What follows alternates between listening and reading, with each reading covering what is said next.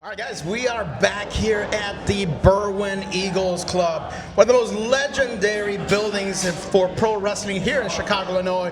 And we have the iconic Colt fucking Cabana. I'd like to correct you.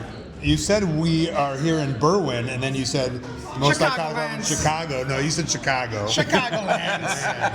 I live down the street in Cicero. I still call it Chicago. As long as you put the S on the end of that lands, I'll accept it. Colt, thanks for coming and talking to us for a minute, man. We appreciate it. The OG podcaster. Yeah. Podcasting didn't start until Colt Cabana was in the picture. What is wrestling in this building above all the other buildings here in Chicagoland? And I said it again.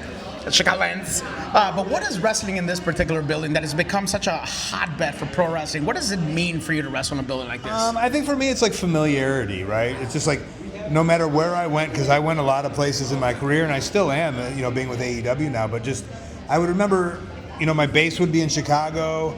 And I got signed by WWE, and then I came back, and then I'd go tour with Japan, and then I'd go to England for months and months. But then I'd always come back and consistently wrestle right here in the Eagles Club. So there is that there's a piece of safeness and consistency, and just knowing that this has always been a part of my history. Really, is wrestling right here in this building throughout the the years and the travels and the miles. It's always I always. There's something nice about I literally fly from Japan, get home for one day, go to England, and then finally I can come here and just drive 20 minutes and be here, so it'd be nice. That's always the best when you drive less than an hour to a show, right? For sure. One of Chicago's own, man. Legendary in Chicago, man. Legendary pro wrestling. What is your secret to the longevity, man? Well, probably my style of wrestling, as you'll see tonight at this show.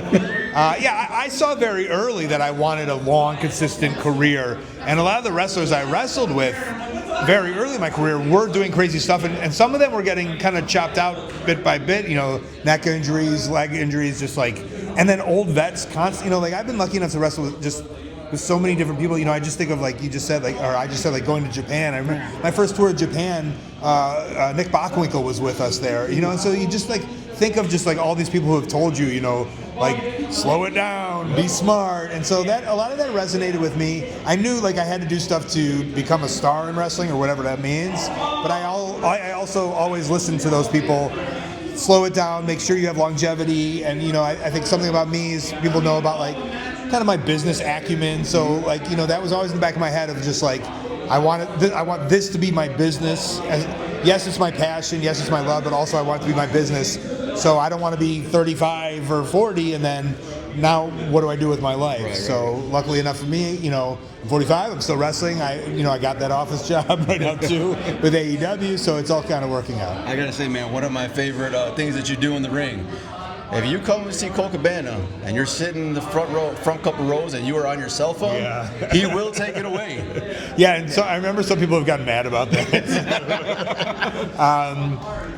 I think I was watching a lot of comedy, and they're always calling out people on their phone, and I still think it's hey, we're at a show, watch the show. But then half the time people are yeah, we literally just took a picture and we're uploading it. So they're being great fans too, and I'm being a dick by taking away their phone. But for the moment, it's really fun. I think for everyone but that person with the phone to take their phone and also that wasn't called in the back. That was improv, and that's what I love about wrestling is in the moment. I was in the moment, we were doing it. That was something that only those fans will see.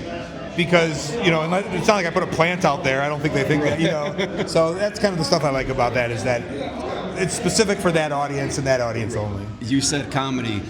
You do some stand-up comedy. How did that come about for you? I just do I love comedy. I do all facets of comedy. So it really started with wrestling. At this point, I think I've been doing it 27 years. So maybe at 15 years, I was man, I wrestle 200 days a year. I'm a performer. And as I became a performer, I started dissecting how I wrestle, and I would see that all the improv, all the improv skills that I would learn, and all the stand-up skills, I would learn these skills of comedy through wrestling. And so at that point, as a comedy fan, I wanted to then, kind of try it out in a different realm. And so throughout the years, I've always dabbled in those kind of stuff. Wrestling will always be my number one, but I always kind of like to bring wrestling stuff to an improv show or to a stand-up show, or just different shows like throughout the years. Like we do one before each big AEW show. Me and RJ City. Our next one will be before the World's End pay-per-view at the Lincoln Lodge in Chicago. So we're always I'm always kind of doing something. I like the idea of bringing wrestling to people without a wrestling ring. Yeah. So yeah. Not only are you a wrestler, a comedian, but you are also an actor. Yeah. And I've been in 2 of the 3 of Dick Wolf. So I've been in Chicago PD. I saw you in Fire. And Chicago Fire. As a fireman, yeah. And so, any more in the future there for acting? I'm always auditioning, always doing something. I played the Brooklyn Brawler in the Young Rock. I remember that. Which was crazy. I went to Australia for 7 weeks. They put us up in 5-star accommodations. I probably worked 7 hours total. It was better than any wrestling gig I've ever done. What did it feel like to play such a legendary role in that particular show? We all grew up seeing the Brooklyn Brawler. And I worked with them. And that's why I felt so confident when I got the audition. Usually when you get the audition, whatever, you're like, hopefully I get it. But I'm like, I'm made to play the Brooklyn Brawler. Yeah. And so I got the audition, I did it, and then I sent a little text to Chavo because he was stunt coordinating. I was like, hey man, I'm not asking you, but make sure they know that I would be good at this. And he's like, done and done. And next thing you know, I'm on a flight to Australia, playing the Brooklyn Brawler. And getting those nice residuals, being on TV, and sharpening a different aspect of performing. Awesome. Chavo, big shout out to the homie Chavo, man. Love Chavo. So, what's next for Colt Cabana, man? You do so much. Jack of all trades over here. Wear many hats. Well, every week I travel with AEW, and I'm a producer and a coach, and I work with the merchandise team over there. Of course, I work with Pro Wrestling Tees for years now. So, I'm on Team AEW. That's my full-time job. And then besides that, I do wrestling gigs here and there, and stream and always working on something, trying to find the next thing. I did the podcasting for.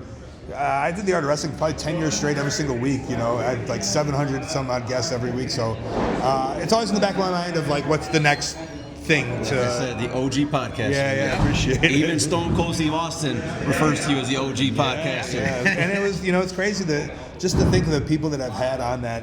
Because I did it in person. I sat down with someone every single week. I never did it over the phone or anything like that, just like you guys are doing. And so, I sat down with Stone Cold in person. I sat down with Bruno Sammartino in person. Just Brooklyn Brawler twice.